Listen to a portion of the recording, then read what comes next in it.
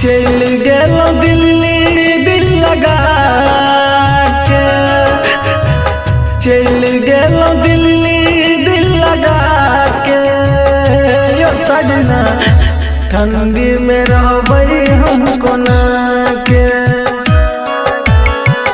जाइए के रहा जैतो, जाइए के रहा जैतो ठंडी बिता के। चल गेलो दिल्ली दिल लगा के, यो सजना ठंडी में रहबै हमको ना के। चल गेलो दिल्ली दिल लगा के, यो सजना ठंडी में रहबै हमको ना के।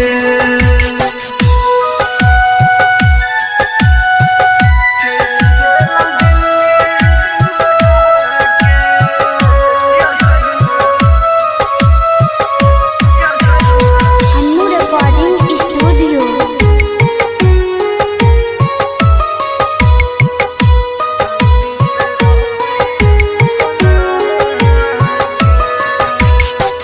नून रोटी खैतौ संगे रहितौ जे घर में, कोना के छोड़ी गेलियै हमरा असगार में।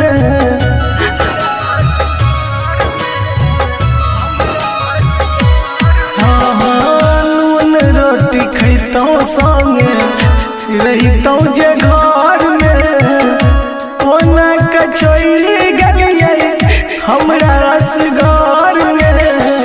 मीठा मीठा बात करके, मीठा मीठा बात करके गेलियै भुला के।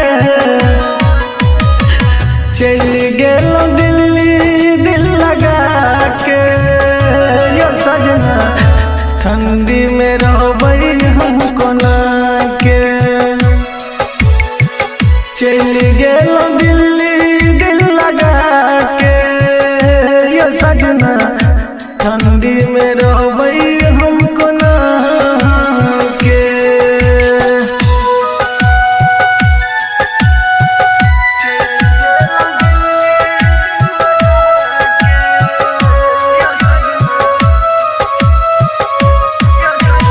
सिंगिंग बाय मुकेश दीवाना।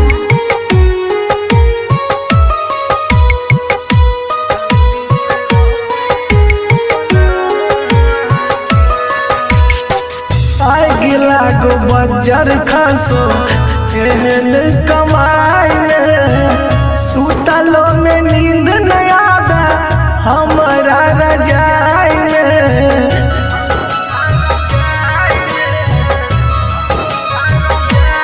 आग लागो बज्जर खसो एहन कमाई में, सुतलो में नींद न आवे हमरा रजाई में।